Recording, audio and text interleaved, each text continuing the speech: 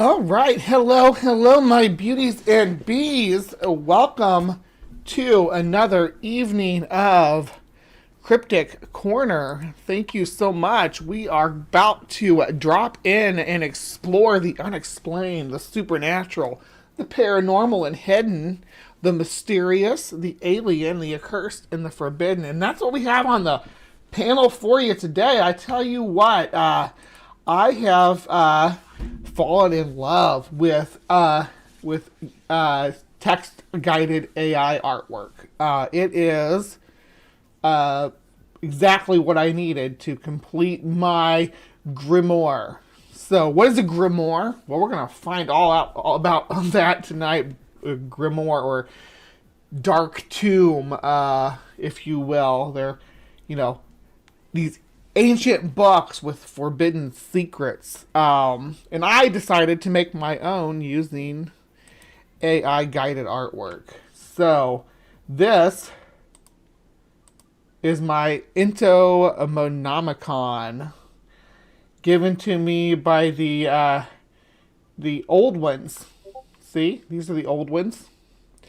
Yep. It teaches you how to summon and capture and keep supernaturally and metaphysically powered organisms. It's just a fun little project of mine, where I created my own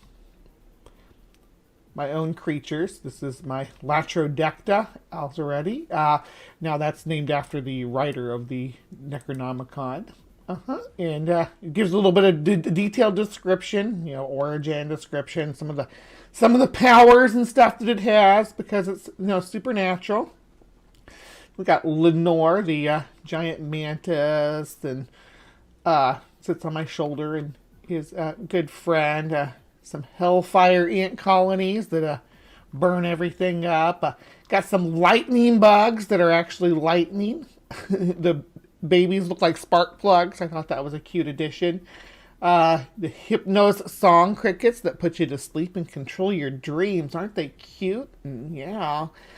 Got my giant Meganura resurrected with a necromancer staff. Some war crickets if I really have to throw down, and some Chernobyl stink bugs, because, Chernobyl. And then we're getting into stuff I haven't done yet. But yeah, I was working on this, and while I was working on this, I was like, you know what? I wonder if there's any real books that have magical spells and stuff in them that are forbidden. And lo and behold, Top Fives gave it to me, and I'm like, this is an episode of Cryptic Corner waiting to happen. And why not do that episode of Cryptic Corner right on Christmas Eve, when, I don't know, arcane magic is in the air or something. Yeah. All right.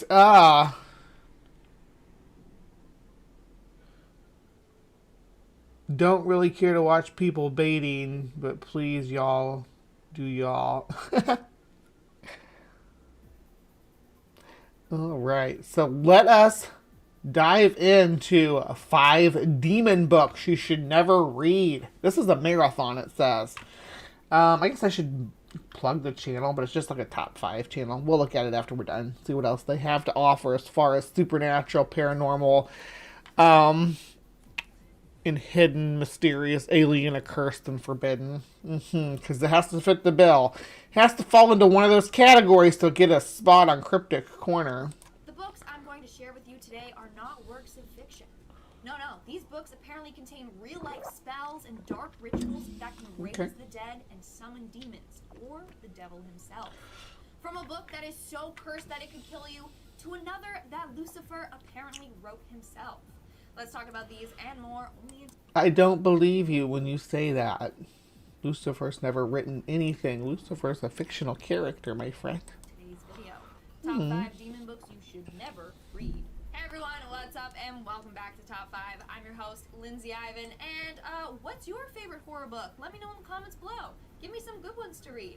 With that being said, make sure to give this video a big thumbs up and subscribe to Top 5. And now, let's get on with the video. Starting off this countdown, we have the Lesser Key of Solomon, The Lesser Key of Solomon is a cursed grimoire that is said to contain summoning spells for over 72 demons. That's right, this book can help you summon 72 demons. And no one knows who wrote it. What we do know is that this book contains a bunch of compiled texts from the 17th century. Some of these texts tell the reader how to conjure spirits or demons. And then... Yeah, but like it's not stuff that actually works, though. I mean, people, you can go out and buy yourself a copy of the Lesser Key of Solomon. I think it's still in print. Let me see. How much can you get a Lesser Key of Solomon for? It's not like a expensive. This one says it's by Aleister Crowley. So, I mean, like, oh, no, we don't know who wrote it, but yeah. I mean, some of the different parts of it were probably taken from other alchemists and things from early centuries. Let me see.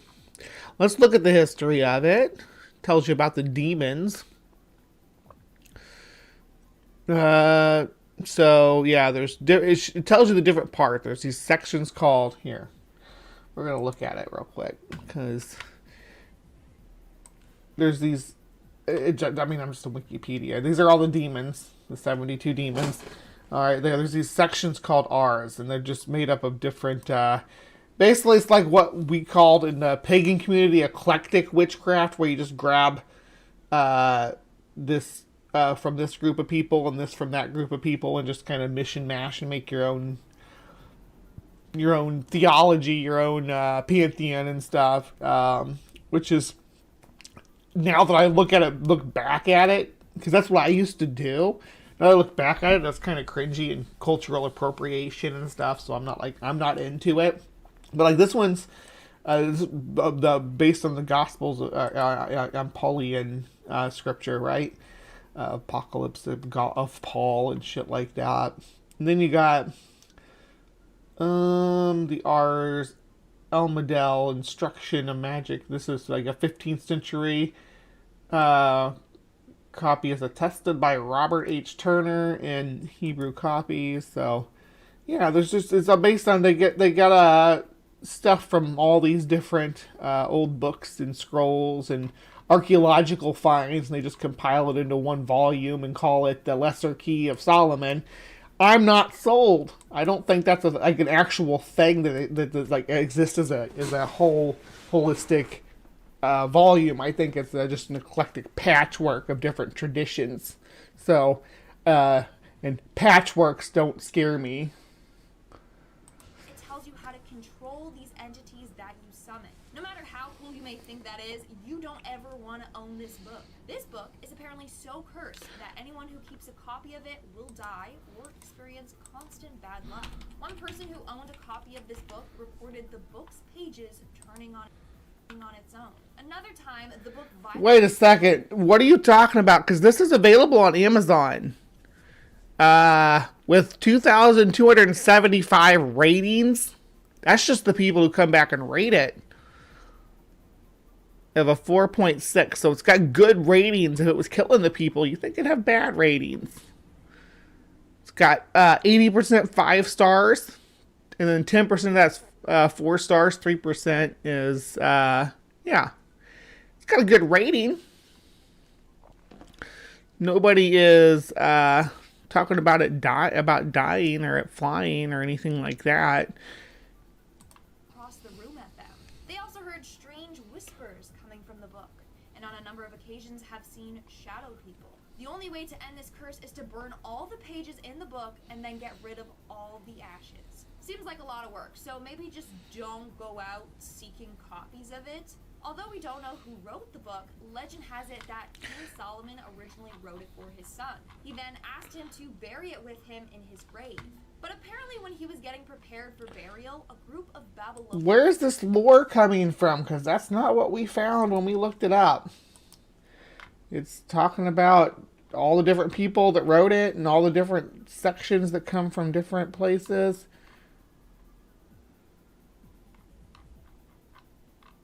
I don't know where you're getting your information, Chica. It is based on the Testament of Solomon and a ring mentioned within it he used to seal demons. Yeah, it's the demon sealing Babylonian philosophers found the book, and one of them got a vision from an angel. The angel told him to hide the book from the unworthy. So he decided to cast a spell on it to keep it from getting into the wrong hands. And that's how the book got its curse. But for some reason, copies of the book can be found on the internet. So if you want to tempt your fate, check it out. But Says it right there, Aleister Crowley. But not just on the internet. I mean, it's available in standard publication. You get a copy of it. Not a big deal. seriously, actually maybe don't. Like, all we need this year are demons taking over the world because some Dumbo tried to summon them. In our fourth spot today, we have the Grand Grimoire. Is that better? Otherwise known as the Gospel of Satan, this book has been named one of the most Is that better, Dave? occult books in history. So it was apparently written in the 16th century by a man that was possessed by the devil. She is a cutie, yeah.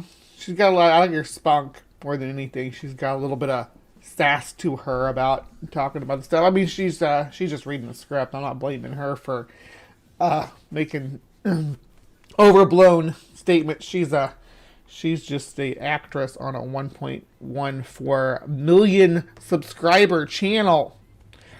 Top 5 scary videos. So yeah. Yeah, you heard me correctly. The book is filled with instructions on how to summon demons or raise spirits from the dead. Reading this book and following any of the spells is said to be equivalent to selling your soul to the devil, which is why the original book is kept locked away somewhere in the Vatican's secret archives. They don't want anyone messing around with this book. I would love to explore the Vatican's secret archives, but I wouldn't even know where to begin to find occult and magic stuff. Where would you even begin to look in such a huge vault of ancient books? But you can find versions of this book online and for sale, but it won't be the original cursed text. Either way, I'm not risking it. Coming in our third spot, we have the Book of Sacred Magic. Back in the 15th century, a mage named Abramelin decided to gift his son with a book filled... Look, the Book of Sacred Magic. Can you buy that one too?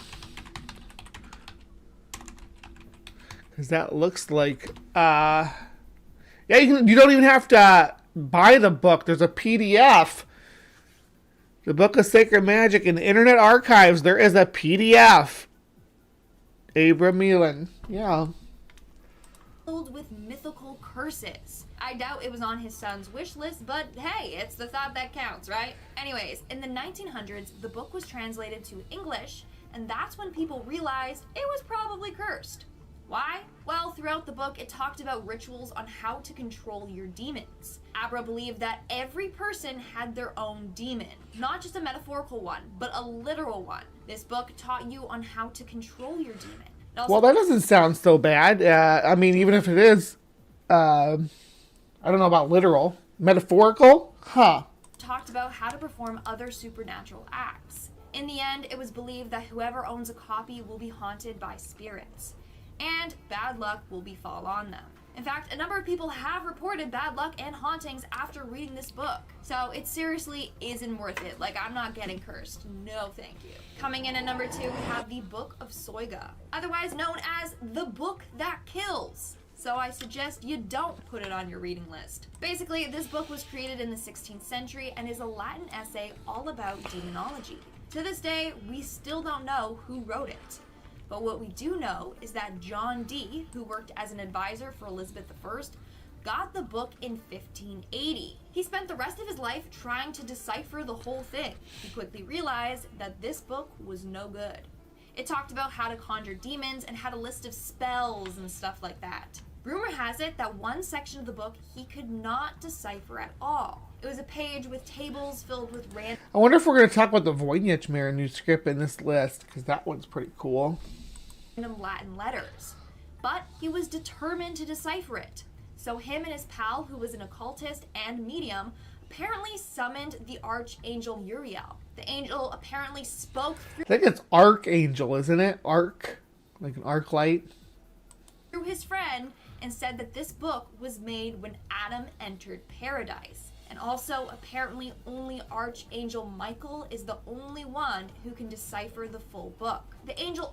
So, I don't know about all that. Let me see. Significance. In 1556, Dee proposed the founding of the National English Library to Queen Mary, but his plan was not implemented. In consequence, Dee amassed the largest library in England at the time using his personal fund, consisting of at least 3,000 printed volumes and a large number of manuscripts. The library was pilfered during Dee's 6-year trip to continental Europe between 1583 and 1589, and Dee was forced to sell many more volumes upon his return due to penury. After his death in 1608 or 1609, there's still considerable amount, a remnant of the vaunted library were ransacked until nothing remained. During Dee's long trip to the continent, he sought to supernaturally contact angels through the service of a scryer, Edward Kelly. On the subject of the Book of Soiga, Dee claimed to have questioned the angel Uriel about the significance of the book and asked for guidance. The reply that Dee received was that the book had been revealed to Adam in paradise by angels and could only be interpreted by the archangel Michael.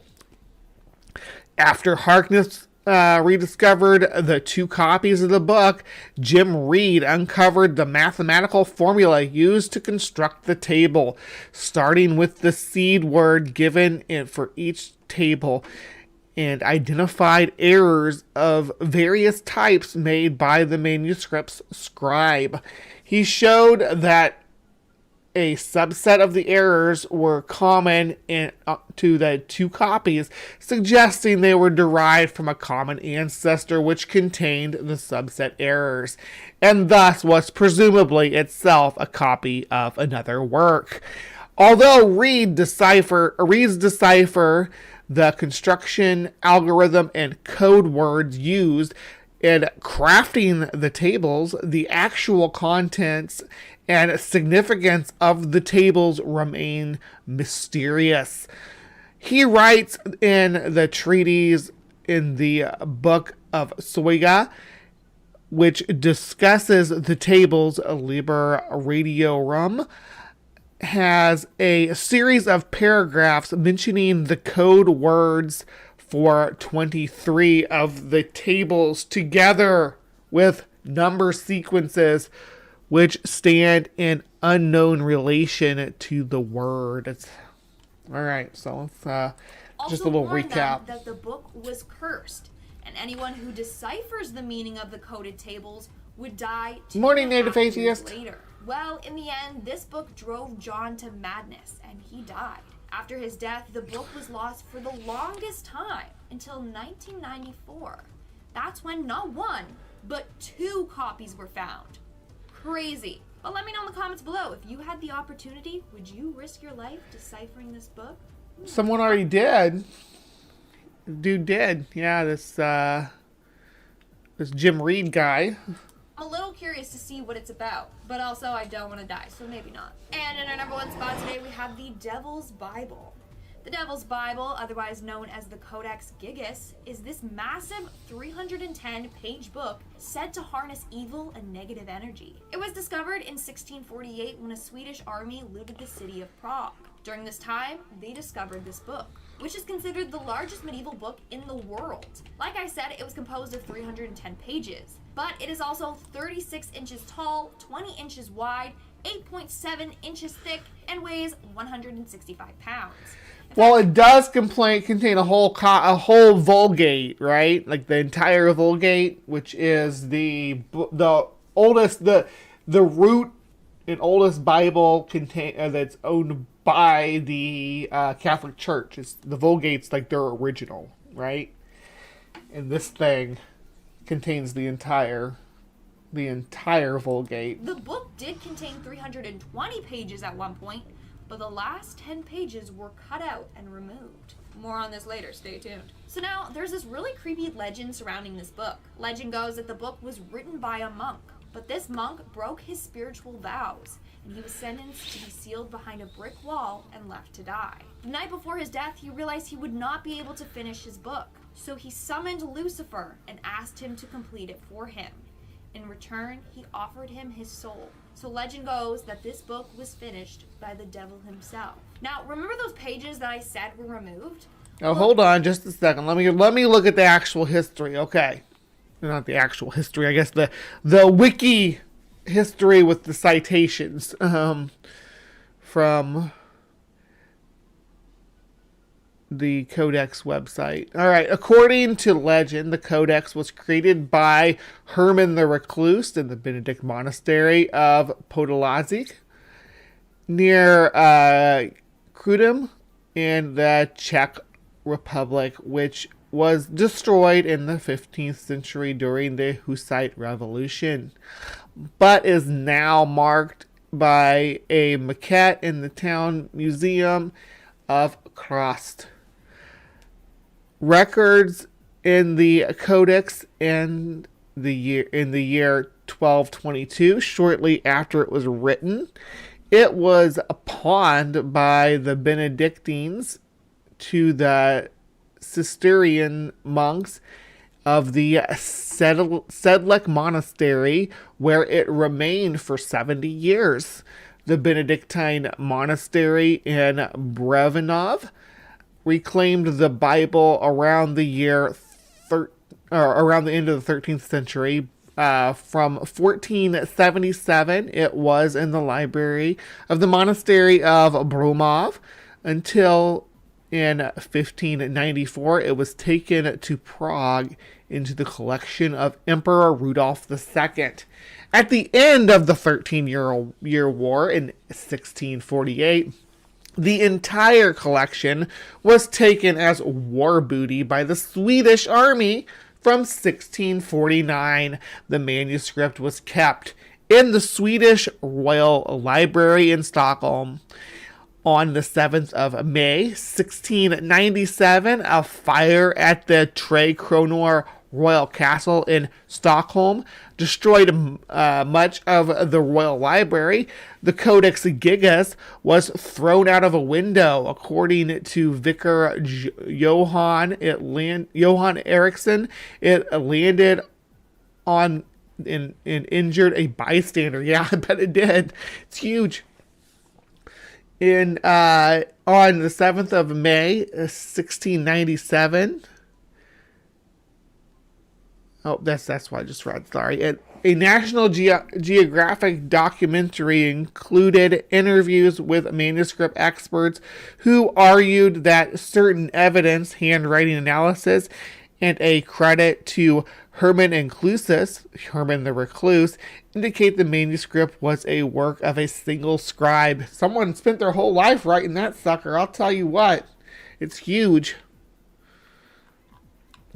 Contents. The first page has 2 Hebrew alphabets. There are also added slips of early Cyrillic and glagolithic alphabets. About half of the Codex consists of the entire Latin Bible in the Vulgate version, except for the Book of Acts and Revelation, which are from a pre-Vulgate version. They are in the order Genesis to Ruth, Isaiah, Jeremiah, Baruch, Lamentation, and Daniel, that'd be funny.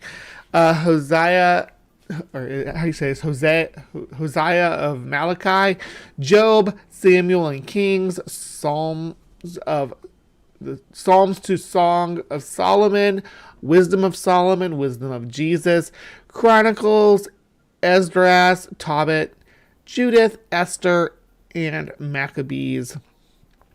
The 2 works of Josephus then continue the history of the Jews. The first page of Josephus, which recounts the Genesis creation story, is illustrated in the margin with a picture of heaven and earth. These works are followed by Isidore's Entomologia, so in an entomology book, and the medical works. So it's got medical works and the Bible in it. Following blank pages, the New Testament commences with Matthew to Acts, James to Revelation, Romans to Hebrew. This is followed by some page with common prayer and a page of 3 adjurations and 2 charms. Some of them known from Jewish sources. The full page image of the heavenly city and the devil are on folio 289 and to 90 on this section. Then comes Cosmos Prague, Chronica Bormirium, a list of the calendar of necrology, magic formula, and there is a little bit of magic stuff in here, but yeah, it's mostly just like Bible stuff. Not, I don't think that's a devil. Well, apparently they were removed for a very important reason. Some people believe that those pages told people how to summon the devil. And obviously, if those pages fell into the wrong hands, it would be bad. To make this book even creepier, some pages are filled with drawings of the devil and other demonic entities. That's heaven, though. That's supposed to be the city of heaven on the left there. So it's not like demonic or scary entities. There is one big picture of the devil, but there's also angels and stuff too. You all want to look at some of the pages? We can. Yeah, let's do that. So instead of letting them scare tactic us, let's look and see. So, I mean, I'm not going to read anything obviously because it's in Latin, but yeah, there's the devil page. Got a trumpet. The devil page is like the most famous page from her, right? Because it's preserved imagery of the devil from the 12th century. Or 13th century, yeah. So, yeah.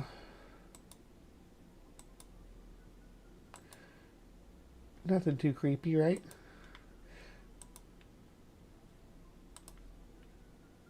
One page contains a 19-inch frightening drawing of Satan. And apparently the book also contains a bunch of dark rituals and tests, like how to perform exorcisms. You know, in case you summon the devil or a demon, then you just want to take it all back again. Starting off this countdown, we have The Orphan's Story. The Orphan's Story is an adventure book about a Spanish teen who heads to the Spanish Empire in search for fortune. Doesn't sound like a scary story at all, right? Well, wrong. This book is apparently very cursed. So it was written in the early 1600s by a monk who broke his sacred vow. His name was Martin de Leon Cardenas. But here's the thing. The book didn't get published until 2018. Why? Because anyone who worked on the book or helped with its publication died under mysterious circumstances. Hence why... So we're going to run into some Curse the Pharaoh, Hope Diamond level woo-woo here associated with this book, because you have to infer that someone died 19 years after they worked on it is somehow linked to its actual dark powers. So people started to say that this book was cursed. For example, one editor died in a horrific accident. The other couple of editors died of strange illnesses. Now, you're probably wondering the same thing that I was. How come this seemingly innocent book got cursed? Well, that still remains a mystery. Some believe it was cursed after the author broke his vow. It was cursed as a punishment for his betrayal. Whereas others believe the book is cursed by the devil himself. Oh my gosh, thank you, Paul Camish. You are a rock star. Thank you so much. Happy Christmas to you guys over there. I guess it's rolling up on Christmas Eve here in a few hours for you. Still mid-morning for me, but I know it's in the evening over there now. I hope you are well on your side of the pond, and I hope everybody is having a lovely holiday over there. But it seems as if the curse has been lifted now, so no need to worry. Maybe that's because the author is long gone. Once he died, the curse was lifted. Anyways, in 1965, a woman named Belinda Palacios discovered this book hidden in the archives of the Hispanic Society of America. Everyone warned her about the curse, but she didn't listen. She began working on this book for 2 years. Eventually, in 2018, it finally got published. And it's believed that the curse, again, like I said, is lifted. Either way, I'm not going to tempt my fate by reading it. But let me know in the comments below, are you brave enough to read this cursed book? In our fourth spot today, we have the Great... I would read it. I think that you're overselling it a little bit. Yeah, whatever. Omar. This book has quite the dark past. So in 1909, a man named Sanzgorski decided to create a much fancier version of the book, The Rubaiyat of Omar Khayyam. Sorry if I pronounced that wrong. Anyways, he bejeweled it and made the cover look beautiful. It took him 2,500 hours to create. In the end, it had 1,500 precious stones / semi-precious stones, 4,900 leather inlays, and 600 sheets of 22-karat gold leaf. It's honestly a very beautiful book. But the thing is, no one wanted to buy this super expensive book when they could literally get the same book without all that for much cheaper. So all that time and effort was for nothing. No one wanted to buy it. Now, eventually it was put up for auction, but only sold for 450 pounds. Ugh. Now, the book was shipped, but it never got to its buyer. Doom, doom, doom. Yeah, I would imagine. Oh, look, we got Sasquatch tracks across the live chat. Keep your eyes open for Bigfoot, you guys. And Reggio is coming in hot with gifting 5 memberships. Thank you so much. We got Ember was gifted a membership. Spooky Bedhair gifted a membership. Carol Kinzer has been gifted a membership. And Mark Reed has been gifted a membership. Thank you so much, Reggios. You are always loved here in the Hive. Paul Camish dropping another super chat. I am working over Christmas. I am on nights, but all good. Oh yeah, someone's got to keep an eye out for Santa. That's what that's what Paul does for a living. He watches out for Santa Claus. So. Why? Well, the ship it was being transported on was the Titanic, and the boom, doom, doom. Oh wait, get this. Only a few weeks later, the creator of this book mysteriously drowns. Ain't that a freaky coincidence? But that's not all. A second version of this book was created and they called it The Great Omar II. It was then placed in a bank vault. But the bank was hit by a bomb during the London Blitz of World War II, and this copy was destroyed as well. More importantly, during the blitzes of World War II, we lost Spinosaurus, the original holotype.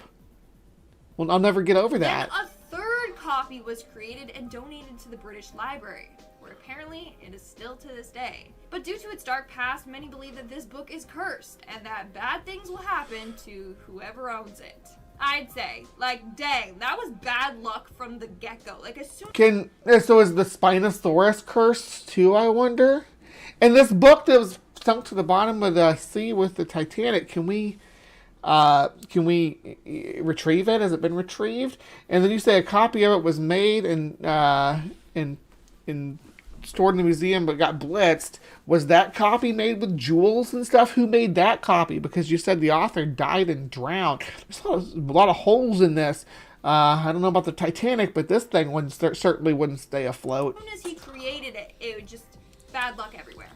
In our third spot today, we have the Voynich manuscript. This manuscript was discovered in an old chest in Rome in 1912, and is believed to have been written... I love the Voynich manuscript. It's like one of my favorite books, or historic books, or ancient text, or whatever. Sometime in the early 15th century. Now, there is a lot of mystery surrounding this book. For starters, we really don't know who wrote it. Apparently, it was purchased by the Roman Emperor Rudolph II, who believed it had been written by Roger Bacon. But Bacon lived in the 12th century, and the paper carbon dated to the 15th. So, like, that doesn't add up. What the heck is going on? Now, the first... Oh, well, I mean, the paper and the text don't match up. You think, there's not like these store piles of paper or scrolls that people made in bulk. I don't think people invented making stuff or mass production and like they didn't. That's not necessarily part of the Industrial Revolution, right? They were still mass production before the Industrial Revolution, where you would boxes of paper or crates of paper might be stored for decades in a monastery, right? Known owner of the book was an alchemist named George Barish. One day he found the book in his library and he was like, okay, how the heck did it get there? I don't know this book. After him, the book was owned by a number of emperors and officials. Again, no one has ever been able to decipher this 240-page book. Even the best cryptographers and linguists in the world haven't been able to decipher it. Not only that, but the book contains images of plants that have been long extinct. And it also has images of intricate astrological which signs. plants that are long extinct? I hadn't heard that. What are you talking about? Plants that are extinct? Oh, that's not what I wanted to do. There we go. The result, this book has... Sorry about that. I was trying to see if there was anything on the document here that I have that says that extinct. Yeah, nothing. Nothing about it containing extinct plants. Let me see. I'm going to explore that, though. Let's go find out what's going on. What you talking about, girl? All right. Extinct plants in the Voynich.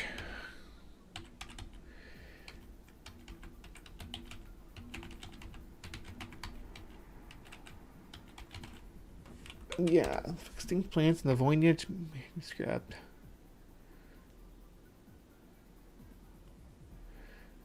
Okay, here we go.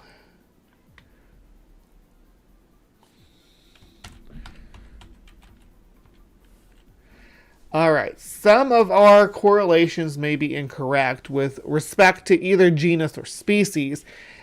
An exact match may no longer be possible due to changes from either mutation or cultivation or both. We note that few of the plants, like masterwort, were on the endangered species list, so it would not be surprising for some of the Voynich manuscripts plants to be extinct. So they're just saying that, yeah, this was written long enough ago that some of the stuff might have been driven to extinction. Not what you're the world's most mysterious book and the Everest of historical code breaking. Now, there are a number of theories associated with this book. One is that it was created by aliens, hence why we don't understand the language. It's some alien language. The second theory is that it was created by a demon or the devil himself. In fact, people think that by deciphering this book, it will unleash a curse and kill whoever reads it. This is also why the book has become one of the most feared books of all. It's got but they can infer stuff from it, from how it's structured and stuff. Like it's got a botany and astrology and things like that. Not anything nefarious. It's just pretty basic stuff. There's some folklore and stuff in here too, but yeah, just they don't know what the text is. In fact, a number of people who have tried to translate this book have gone on to have years and years of bad luck. Coming in at number 2, we have the Necronomicon. Just inferred bad luck. I know what you're thinking. Lindsay, this is a fictional book. Why is this on this list? Well, a number of people believe this book to be real. Obviously, this is a horror channel, so you probably all know about this book, but here's a little refresher. The Necronomicon, also called The Book of the Dead, is a fictional book created by H.P. Lovecraft. It's featured in the Evil Dead movies, and reading it can release literal hell. So it is an ancient grimoire bound in human skin with its images and text inked in human blood. Yum. So now that's the one from the Evil Dead series, right? Which is Sam Raimi's invention. The Lovecraft version is not so. There's actually more than one version. There's one in Miskatonic University, which is his fictional university, and there's another copy in another library. Let me see here. Yeah, there's in canon, there is one in the British Museum, the Bibliothèque Nationale de France in France, Wedner Library of Harvard University in Cambridge, Massachusetts, the University of Buenos Aires, and the Library of the fictional Miskatonic University in the fictitious Arkham, Massachusetts. The Miskatonic University also holds the Latin translation of Olas Wormius, printed in Spain in the 17th century, so another fictional magic book. Where it gets interesting.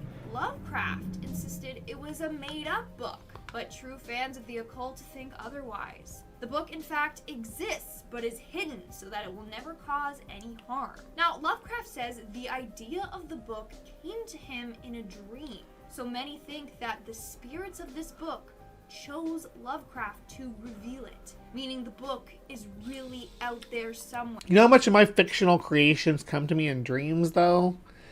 Does that mean that spirits are channeling them to me? Now, real-life publishers decided to produce physical copies of this book, but obviously those books don't harness real... Yeah, it's like, bad luck doesn't scare me. My life is bad luck, girl. So bring these books on. Powers. But who knows? Maybe one day we will unearth the... That's like the Red Dragon. Let's hope not. Seriously, let's keep this as a fictional book. I've seen Evil Dead.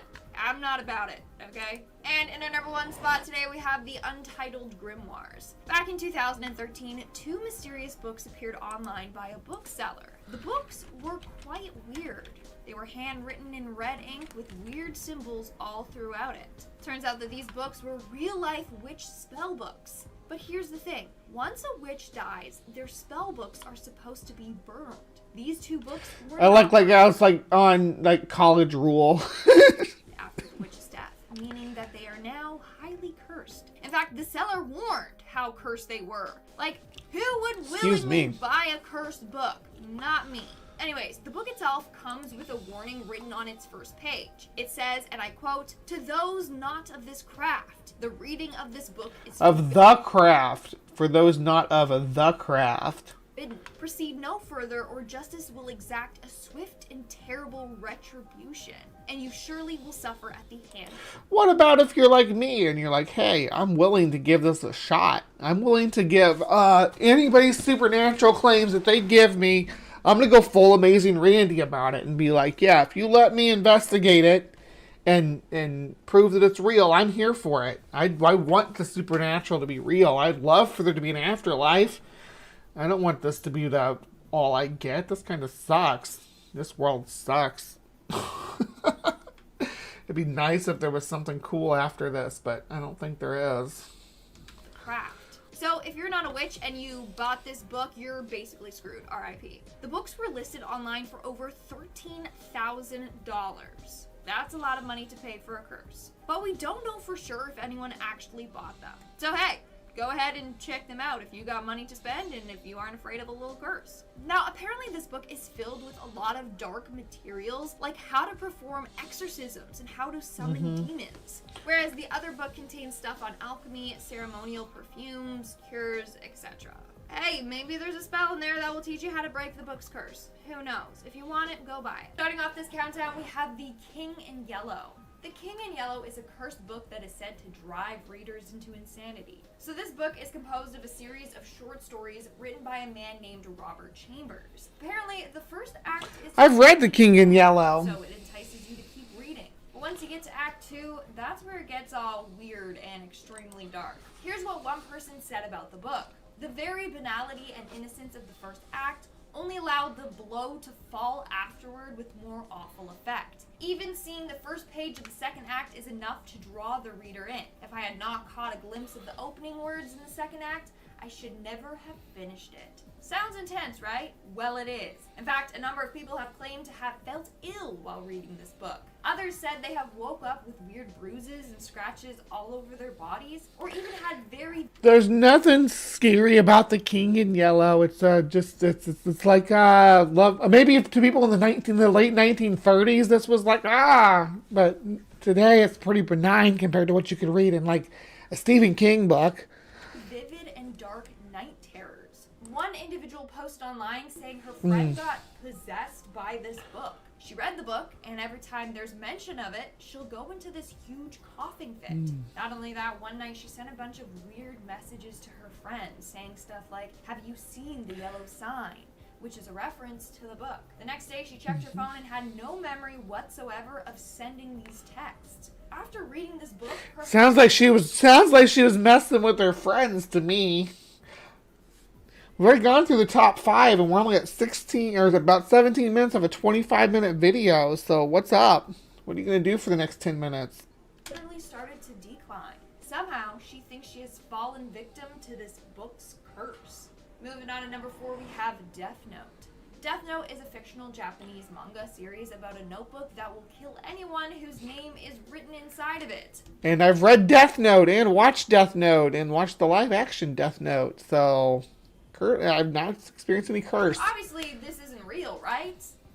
Well, this actually influenced a bunch of murders. For starters, in 2005 in China, several schools banned replica death notebooks that children were using. They were caught writing names of their peers and teachers in them. Basically, people they wished were dead. The list says top 5. It seems like this is a top 10, because we went through, let's see, there was 5 that we started with. Yeah, so this is more like a top 10. Maybe it's the two lists divided, or two lists added together. In 2007 in the States. In fact, a student in Virginia was suspended for having a death notebook. Then the murders started. In 2007 in Belgium, a dismembered corpse was found in a forest. Next to the body were 2 notes, both references to the Death Note series. The killer was a mystery for years. That was until 2010 when 3 suspects were convicted for this crime. Apparently, they were all fans of this series. With all that being said, there is a real cursed death. So that's art imitating life, or life imitating art, not the actual power of the art. Notebook out there. Story goes that a man named Rob Thatcher was a huge fan of this show and decided to create one of his own. He wrote down the names of people he wanted gone, but obviously nothing happened. So he took it a step further by performing a satanic ritual. During this ritual, he cut his hand as a sacrifice to Satan and bled on the pages of the notebook. And guess what? It worked. The next day, one of his enemies got in a deadly car accident. It was late at night and he skidded off the road and died. The following week, his ex-girlfriend had a terrible allergic reaction that sent her to the hospital where she nearly died. And then the following week, another one of his victims died by taking his own life. So it's believed that his book is now cursed by the devil, and whoever's name is written in there will die. Coming in at number 3, we have Hell. Now, this isn't so much a book as it is a poem, but it is so cursed that it deserves a spot on this list, okay? So, Tomino's Hell is the name of a poem written by Seijo Yasso. Legend goes that whoever reads the poem out loud will suffer from misfortune. But that's a creepypasta, isn't it? Range from feeling sick, injuring yourself, and even death. So, Tomino's Hell is a creepypasta. Some interpret.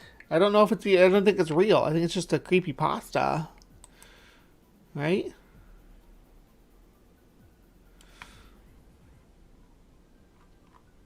Tomino's Hell. The Curse of Tomino's Hell. His older sister throws up blood. His younger sister spits fire. The innocent Tomino vomits his soul. Alone, Tomino falls into the darkness of hell. Of hells, where even flowers don't bloom. Does Tomino's older sister crack the whip? The crimson lash weighs on his mind, beating this striking yet not breaking through him entirely on the infinite 8th hell's only road.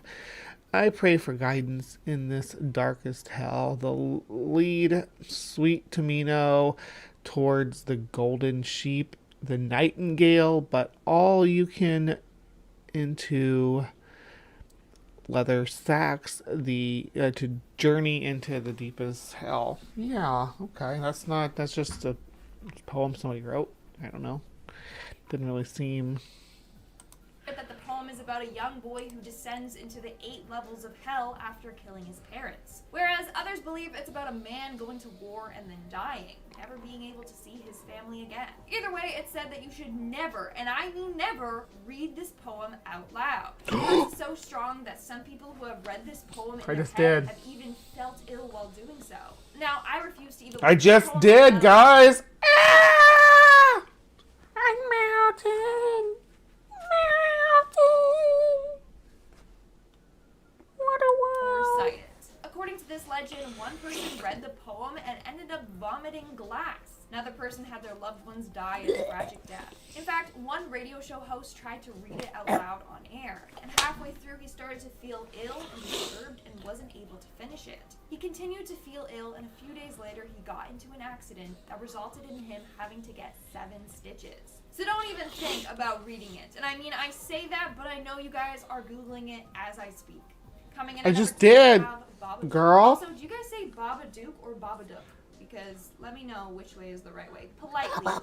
Anyways, the 2000. It's Duke, because you listen to the movie. Duke, Duke, Duke. He says Duke, Duke, Duke. It's like his main thing when he calls.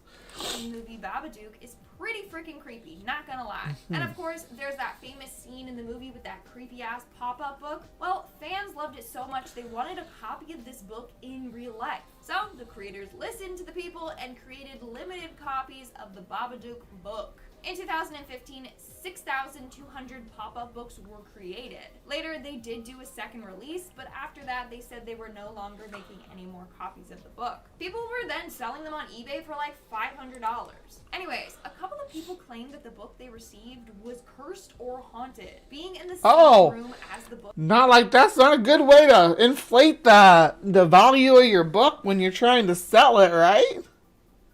Yeah, Paul, this is my last, it'll be my last sign off today because I don't remember which Tamino's hell is going to kill me. You literally became super dizzy and sick. One person was even reading the book when she passed out. She woke up the next day on the couch with no recollection of what happened the night before. So be careful. These books might be cursed. And in I'm cursed. spot today we have the Endless book. This is the name I have given to a cursed book that was purchased off of eBay. On the selling site, it was listed as a vintage beautiful notebook. It had this beautiful intricate design on the front with gold details and real gems in it. The pages were filled with someone else's drawings, doodles, and writing. But it came with a warning. It was cursed. The seller said that the book once belonged to her friend and it was her diary. But her friend ended up taking her life, and now apparently her soul is attached to her diary, and she haunts whoever owns the book. Now, the book was purchased by a woman who is obsessed with collecting vintage items. She thought the whole backstory was just a load of BS, a ploy to get the book to sell. That was until weird things started to happen to her. Drawings in the book would change / disappear or switch pages. Writings would also appear and disappear. It's given me Tom Riddle's diary vibes from Harry Potter, not gonna lie. The freakiest part was the book. Sounds like that's what they're basing what that claims is happening on. Like, oh, this is what happens. The Harry Potter stuff is what happens. The book was growing. Each day a page was getting added to the book. Some blank, some with new drawings or new texts. Now, the woman was smart and ended up getting rid of the book. That was after the book literally gave her a warning. She woke up one day to the book open. Page it was on had "The End" written across the page in big red bold letters. It was written in blood. To this day, we don't know what happened. How do you know it was written in blood? Did you test it? Did you test the substance to make sure it wasn't corn syrup, like they used it for pig's blood and Carrie? I think we all learned a valuable lesson, right? Don't go buying haunted / cursed items off of eBay. All right, guys, that's all for today's video. Don't you be telling me how to live my best life. Let me know in the comments below which one of these books creeped you out the most. And now, speaking of comments, let's move on to our comment shout-out portion. All right, we're not going to do your comment shout-out person, but the best book so far was the Entomonomicon. Wouldn't we all agree? That is the best book. It's this Latrodecta. It has giant mantises and flaming insects and lightning bugs and singing crickets that put you to sleep and giant dragonflies. Yeah, it's amazing and awesome. Entomonomicon. Let's get that out there in the public eye. All right. So not that. So, thank you so much for joining me tonight for this little episode of Cryptic Corner. And if you would like to join us live when we do this, we're here every Saturday morning at 9:30 a.m. You can be part of this wild crowd over here, which is blank because I just switched screens. But yeah, my lively live chat loves to participate. So please come join us at 9:30 a.m. every Saturday, and we will we'll welcome you with open arms, and you can participate and listen to me read cursed poetry or whatever on Cryptic Corner, and then we'll move on to our sci-fails. So if you would like to be a part of that, come on and join us. But until then, please remember to be kind. Take care, and we will see you next time. The paradigm of absolute control. And that's why we're just out here doing simple things, pointing out that we're meant to be in nature and be natural. And this is where we find the source that God made to transcend the New World Order. And that's why they want to try to keep us out of it. I'm angry. I've had enough of these people. They're a bunch of Christian murder scum. They're on giant death factories keeping babies alive and selling their body parts. What more do you need to know about these people? I go out and face these scum. They literally crawl out from under rocks. They have green looking skin and they run around screaming, we love Satan, we wanna eat babies. I have them on video. Hillary's in the creepy weird sick stuff man. She sleeps in the same room with that creepy weird woman whose mother wears a hood over her head. What the hell? That woman number one is ugly. Imagine how bad she smells, man. I'm told her and Obama just stink. Obama and Hillary both smell like sulfur.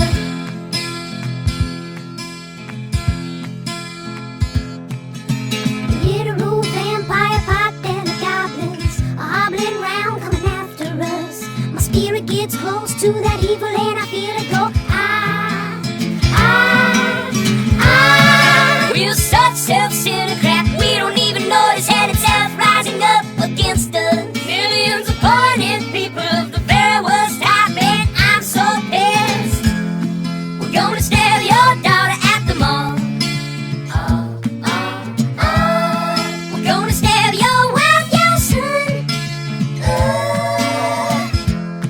We're gonna stab you with a butcher knife, and then the police chief is gonna say, we love our Somalis, we love our Muslims. Oh, they're so good, oh, they're so sweet. I was watching Fox News as I worked out this